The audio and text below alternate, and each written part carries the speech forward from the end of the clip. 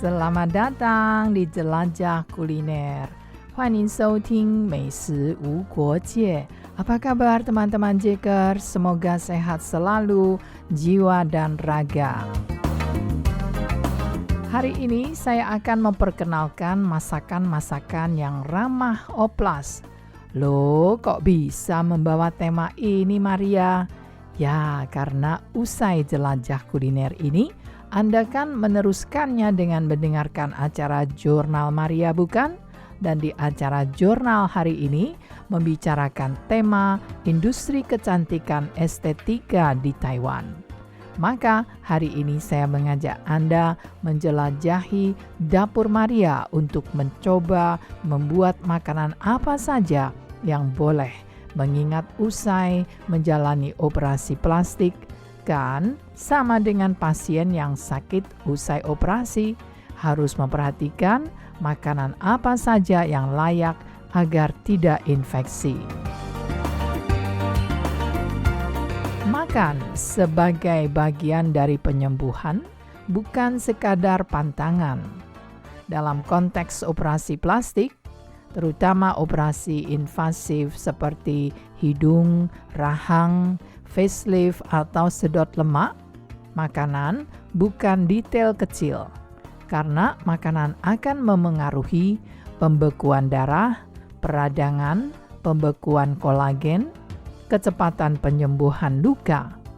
Dan di Dapur Maria, kita tidak bicara tabu mistis, tapi apa yang membantu tubuh bekerja untuk lebih tenang. Jadi, makanan apa yang sebaiknya dihindari? Ya, dihindari sementara saja. Alkohol, ini yang paling jelas, karena mengencerkan darah, memperlambat penyembuhan, meningkatkan risiko pendarahan dan bengkak. Jadi, bukan soal larangan moral karena tubuh yang sedang menyembuhkan diri butuh stabilitas, bukan stimulasi. Jadi sementara hindari minuman beralkohol. Selain itu, makanan sangat pedas dan merangsang juga harap di-stop dulu. Misalnya cabai yang berlebihan, sambal yang ekstrim, bumbu yang terlalu tajam. Karena apa efeknya? Bisa meningkatkan peradangan, memicu pembuluh darah melebar, bisa memperparah bengkak. Jadi, bukan berarti tidak boleh sama sekali, tapi tunda dulu sampai tubuh tenang kembali. Selain itu, ada makanan yang juga tidak begitu baik diasup saat usai oplas, yaitu makanan tinggi sodium yang asin berlebihan. Contohnya, makanan instan, acar berlebihan, daging olahan. Karena dampaknya bisa menahan cairan, memperpanjang bengkak. Inilah sebabnya banyak pasien pasca operasi merasa bengkaknya lama turun karena mungkin mereka telah mengonsumsi makanan yang tinggi sodium. Nah, selain itu, makanan mentah atau makanan setengah matang di awal pasca operasi hendaknya dihindari. Jadi seperti sashimi, telur setengah matang, kita stop dulu. Karena akan bisa membawa dampak risiko infeksi meningkat saat daya tahan tubuh sedang fokus pada luka. Ada beberapa suplemen dan herbal tertentu yang tanpa pengawasan juga harap dihindari. Ini pun juga dihindari para dokter. Misalnya, ginkgo biloba, ginseng dosis tinggi, bawang putih dosis suplemen, vitamin E yang berlebihan. Mengapa? Karena bisa mengencerkan darah, meningkatkan risiko pendarahan, dan jangan lupa, alami tidak selalu berarti aman dalam fase penyembuhan. Jadi, sakit apapun juga harus kita perhatikan.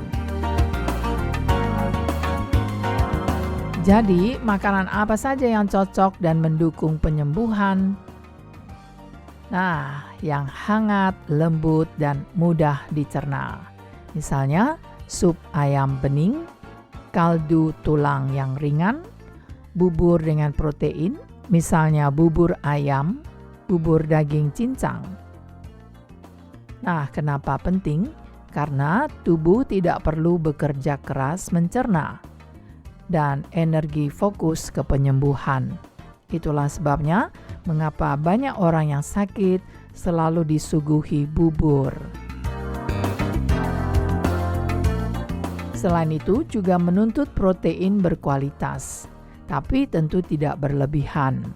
Maka kita bisa membuat ikan kukus, ayam kukus tanpa kulit, lalu tahu dan tempe matang, bukan goreng ya. Jadi di sini protein sama dengan bahan baku kolagen dan jaringan baru.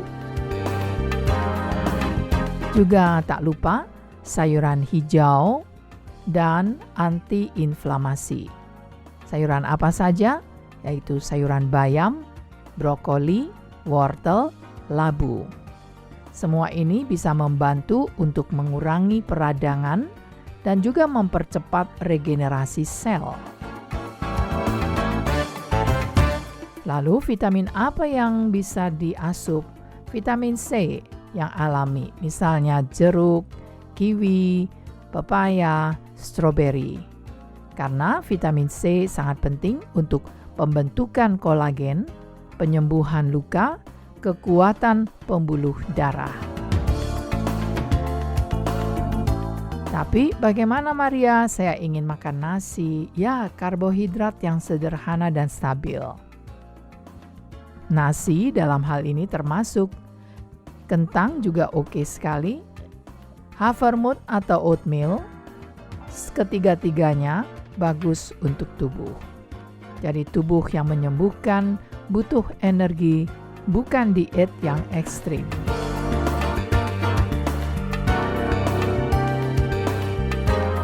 Jadi ada filosofi dapur Maria yang penting. Operasi plastik apapun pandangan etiknya adalah peristiwa besar bagi tubuh. Makanan di fase ini bukan untuk menghukum, bukan untuk mempercepat secara paksa, tetapi untuk menemani tubuh pulang ke keseimbangannya. Kadang makanan terbaik pasca operasi bukan yang paling canggih, melainkan yang hangat, sederhana, dibuat dengan penuh kesabaran. Jadi teman-teman, jika tubuh sudah cukup berani menyerahkan dirinya ke meja operasi, maka dapur seharusnya menjadi tempat di mana tubuh diperlakukan dengan lebih lembut. Merawat diri tidak selalu dimulai dari klinik, kadang dimulai dari panci kecil di atas api yang pelan. Nah, saya mengatakan panci karena bukan menggunakan wajan. Jadi hindari gorengan-gorengan setiap saat. Kalau Anda mengkaji makanan Anda selama ini, jadi saya ajak Anda untuk mengkaji makanan yang selama ini Anda asup. Apakah setiap hari atau setiap menu ada gorengan? Pagi, siang, malam selalu ada gorengan? Maka cobalah untuk menguranginya. Mungkin 2 hari sekali gorengan, lalu pelan-pelan 3 hari sekali, pelan-pelan seminggu sekali kalau bisa. Dan semuanya kita ganti dengan rebus-rebusan atau yang dikukus. Ikan tidak perlu kita goreng sampai kering. Mengapa tidak kita masak dalam adonan bumbu atau kita kukus? Sampai jumpa lagi dalam acara Jelajah Kuliner di pekan depan.